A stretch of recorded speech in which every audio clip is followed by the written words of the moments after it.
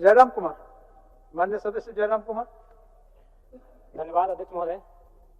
Sir समय का ध्यान रखिए। माननीय वित्त मंत्री महोदय ने कल बजट को पारित करने से पूर्व इस राज्य के तमाम बलिदान पुरुषों को याद किया और चूंकि मैं उन्हें सुझाव नहीं अनुरोध करूंगा, क्योंकि मेरी आयु से 1.5 गुना उम्र का उनका राजनीतिक जीवन रहा है। मेरी आयु 30 साल है, उनका राजनीतिक जीवन 45 साल का है।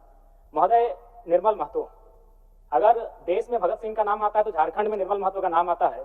बजट में उनको आभार जताना छूट गया। मैं आपसे अनुरोध करूंगा जब अगला बजट पारित हो तो निर्मल महतो का सम्मान, उनके बलिदान का सम्मान रखा जाए।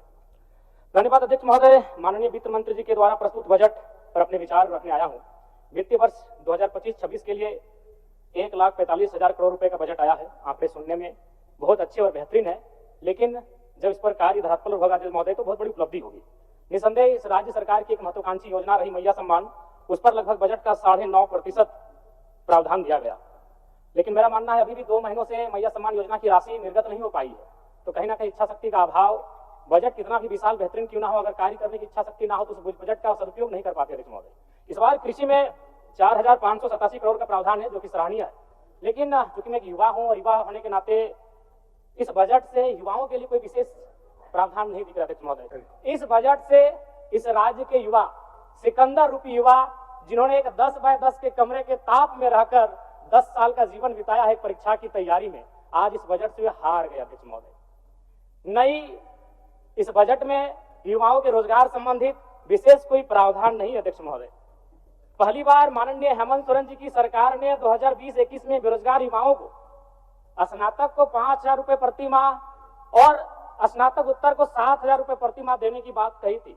फिर कालांतर में मुख्यमंत्री प्रोत्साहन योजना, मुख्यमंत्री युवा प्रोत्साहन योजना, मुख्यमंत्री प्रतिभा प्रोत्साहन योजना नामक बहुत सारी योजनाएं पुस्तिका में छपी।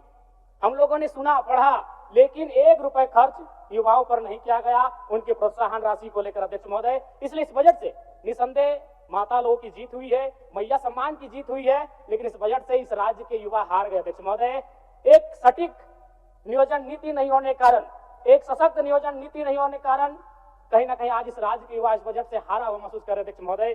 तो मैं युवाओं को रोजगार कैसे मिले? जिस राज्य में 40% खनिज संपदा, उस राज्य के युवा अगर हताशा, निराशा के दौर से गुजर रहे अध्यक्ष महोदय, तो कहीं ना कहीं इस बजट पर युवाओं के दृष्टिकोण से एक सवाल और प्रश्न चिन्ह खड़ा होता है अध्यक्ष महोदय। अध्यक्ष महोदय, राज्य में अनुसूचित जाति परामर्शदात्री आयोग का गठन सराहनीय है। इसकी मैं सराहना करता हूं और वित्त मंत्री जी को साधुवाद देता हूं। महोदय, अंत में मैं इस सिस्टम पे आता हूं। इस सिस्टम पे आना इसलिए जरूरी अध्यक्ष महोदय, क्योंकि माननीय वित्त मंत्री महोदय ने विधायिका के कर्तव्य का अनुपालन करते हुए बजट को तो प्रस्तुत किया, लेकिन यदि कार्यपालिका का सहयोग नहीं रहेगा अध्यक्ष महोदय, तो ऐसे बजट का कोई उपयोग नहीं रह पाएगा। आंकड़े कहते हैं 2023-24 का आंकड़ा अध्यक्ष महोदय, बजट का कुल योग था 1,41,498 करोड़, लेकिन हम लोग खर्च कर पाए थे 1,07,920 करोड़, यानी लगभग 33,000 करोड़ की राशि खर्च ही नहीं हो पाई थी अध्यक्ष महोदय। और इस बार का जो बजट है, जो पूर्व का, उसमें मात्र 65% ही राशि को खर्च किया गया। इसलिए विधायिका के साथ साथ अगर कार्यपालिका अपनी जिम्मेदारी का अनुभव नहीं करेगी, अनुपालन नहीं करेगी अध्यक्ष महोदय, फिर बजट का कोई प्रावधान नहीं रहता है अध्यक्ष महोदय। ज्यादा नहीं और 1 मिनट का समय लेंगे अध्यक्ष महोदय, क्योंकि इस बजट में किसानों को लेकर mini tractor, power tiller, pump set, ripper आदि वितरण करने की बात कही गई है। अध्यक्ष महोदय, मैं चाहूंगा किसानों को आपको उपकरण देने की आवश्यकता नहीं है। किसानों को अगर हम जल दे पाते हैं, अगर पानी की सुविधा दे पाते हैं, तो हमें लगता है किसान सशक्त हो जाएंगे अध्यक्ष महोदय। अध्यक्ष महोदय, मैं ये कहना चाहता हूं, जो भी डैम बने, चाहे वो चांडिल का डैम हो, कोणार्क का डैम हो, मैथन डैम हो, पंचायत डैम हो या टेनूघाट का डैम हो, वो पानी केवल उद्योगपति के कारखानों में जाने के लिए नहीं बना अध्यक्ष महोदय। तो क्यों ना सरकार एक प्रयोग करे, जैसे कोणार्क डैम विष्णुगढ़ ब्लॉक आता है, तो विष्णुगढ़ ब्लॉक के 5 गांवों का उदाहरण प्रस्तुत कीजिए, वहां सिंचाई की व्यवस्था करिए और कम से कम कृषक को उन्नत बनाने का प्रयास किया जाए अध्यक्ष महोदय। मैं इस बजट में सुझाव का अपील करता हूं अध्यक्ष महोदय। चलिए, और 1 मिनट लेंगे, ज्यादा नहीं अध्यक्ष महोदय। परम श्रद्धेय आदरणीय, इस बजट से दिव्यांग, वृद्धा और विधवाओं को बड़ी आस थी अध्यक्ष महोदय, और जब इस बजट को पढ़ा, और वे लोग भी जब पढ़ेंगे तो बड़ा विशाल लगेगा। 1,449 करोड़ 26 लाख, बहुत बड़ी राशि।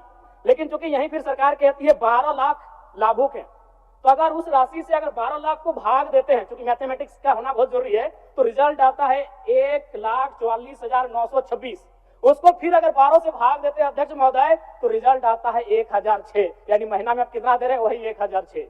देखने में सुनने में बजट बड़ा विशाल लग रहा है, 1,449 करोड़, लेकिन अंत तो रिजल्ट आता है एक महीने का वही 1,006 रुपए। अध्यक्ष महोदय, अंत में बस प्रवासी मजदूर, क्योंकि जब ये बजट पारित हो रहा था तो हमने और सबने बड़ी करीब से देखा, सत्ता ने खूबियों को देखा, विपक्ष ने खामियों को देखा, लेकिन सऊदी अरब, ट्यूनीशिया, मलेशिया और साउथ अफ्रीका से कोई देख रहे थे तो प्रवासी मजदूर थे अध्यक्ष महोदय। लेकिन क्या कहा, एक वाक्य में बजट समाप्त हो गया अध्यक्ष महोदय।